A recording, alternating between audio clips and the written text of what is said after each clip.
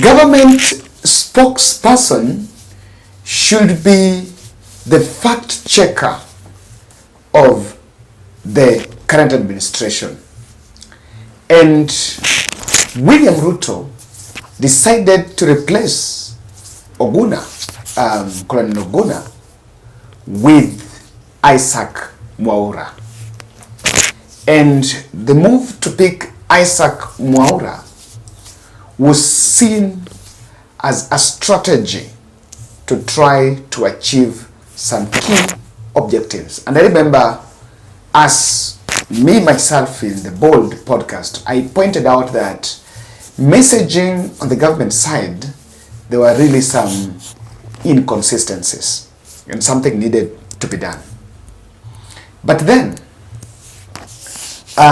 immediately he was appointed, even though we understand that that position, he never applied according to what the quarters have been saying. He appeared went for his first interview in Citizen TV. And in that interview, he was responding to queries about the controversial deployment of Kenyan officers, police, to Haiti. And when he was cornered, he told Trevor Mbeja, Isaac Mwaura told Trevor Mbeja, because he was asked about what government was going to do or what government sees with the decision for the High Court to stop Haiti, deployment of police to Haiti. Acknowledging that they will have to follow all the legal requirements, nothing will be done outside the law, he said that he had even talked to Dr. Ekuru Aukot, who is the person that presented that petition in High Court, and he had spoken to him to ask him why he actually decided to challenge that move. And Aukot, while I think he spoke in that interview, and Aukot picked his tweet and said, "But wacha uongo. You lied that you spoke to me about the Haiti petition. Why are you people such liars?" And he's saying, "Why are you people such liars?" Because Mwaura said that he spoke to the court about it.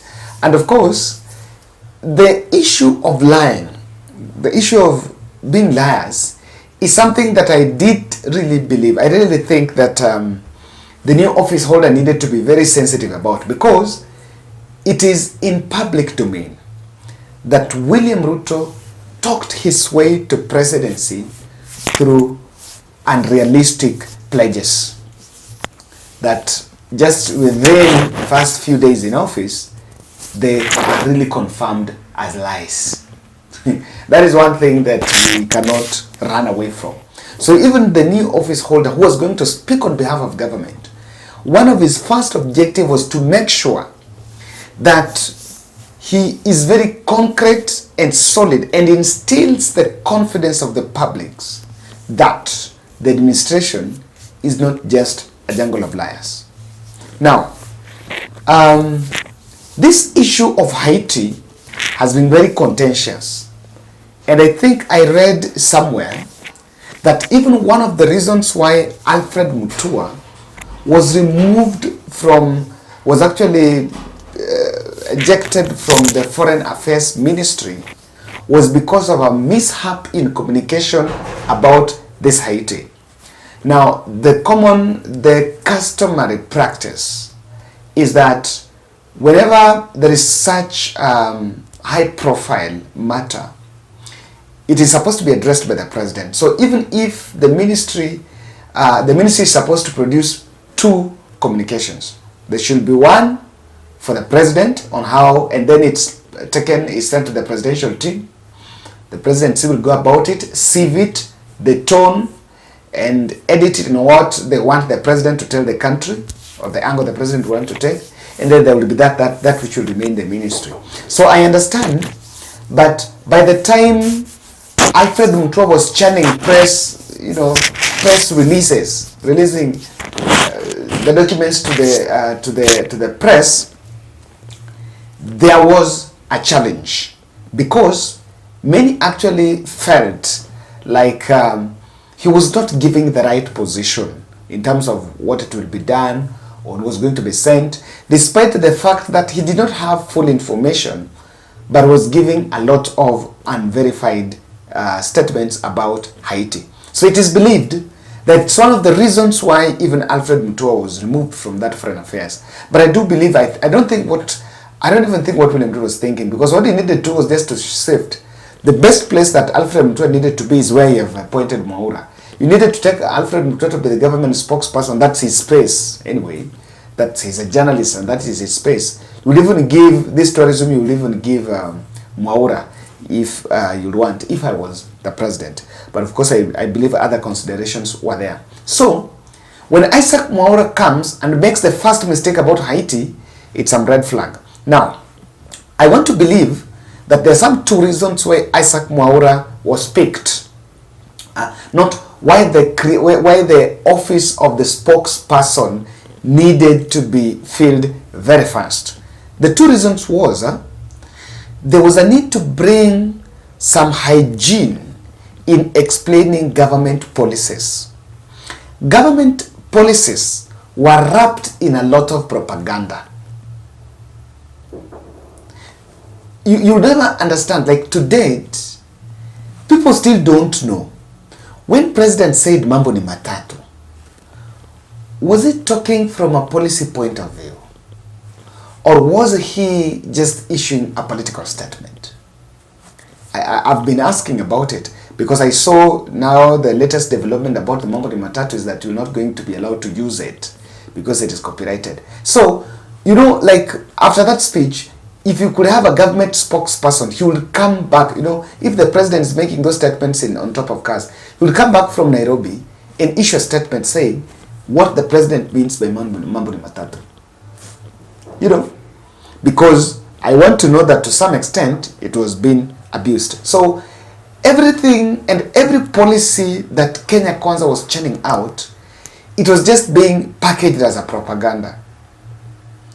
The taxes that are coming, you know, even if at the height of hike in the price of fuel, instead of telling Kenyans the truth about there is the 16% VAT has affected the price of fuel, we had to circumvent and take some corners about, you know, about how the price of fuel has hiked at the global stage, which most people did not buy. Second reason, Kenya Kwanza needed to have a centralized media engagement inquiry office, especially on government ministries, to avoid some two confusions that we experienced. I want to tell you, do you remember when Owalo and Kindiki could not speak the same thing around the world coin issue?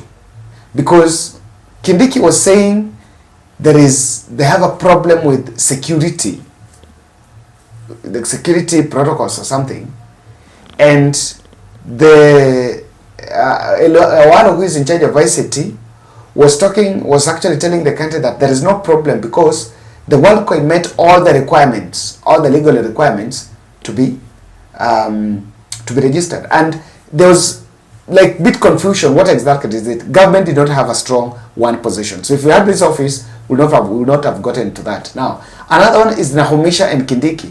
When Nahumisha ordered, under one government approach, ordered some police or some OCS to be transferred.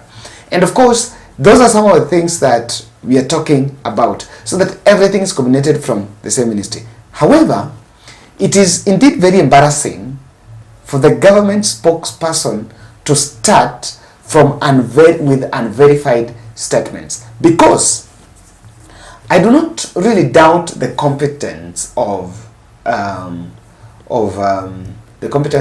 Mwaura.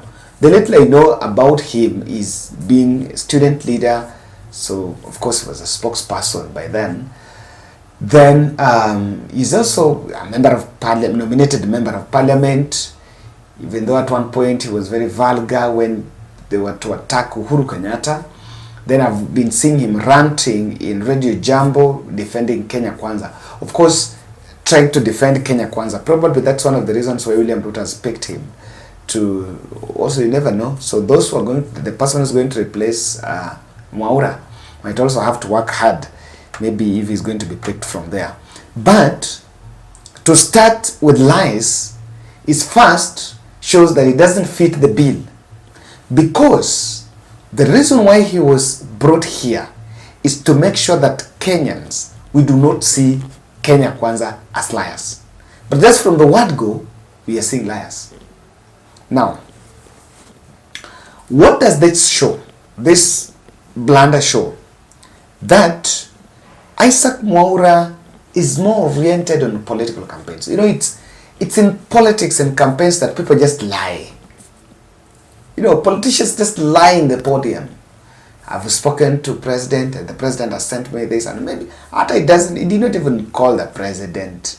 You know, so he's still the politician. I don't think he has oriented himself to the corporate. You know, like that office is a corporate office. It's politically charged, but you need to behave corporate. I still believe that the holder is still behaving politician. He has not yet taken, he's not yet putting on the corporate coat. Number two, the likelihood of Mwaura is likely to perpetuate the government, portraying government as deceptive. Remember, this is something he's supposed to undo. But if he takes this route, then Kenya Kwanza is still going to succeed in just confirming to Kenyans that Kenya Kwanza was built on deception. It shows incompetence to some extent in the subject matter, because why did you have to lie that you talked to a court? Did it mean that you didn't actually have an answer? Incompetence or non-preparedness. You were not even prepared. And I listened to that interview. I don't believe he kept on reminding us that I'm the government spokesperson, that I'll be the person who is speaking on the behalf of the ministries. And I was like, bro, everyone knows that is your work. Okay, why must you just keep on reminding them? I was even feeling that interview, you needed not even to go for that interview. Ladies and gentlemen, that's my take, and let's meet in the next.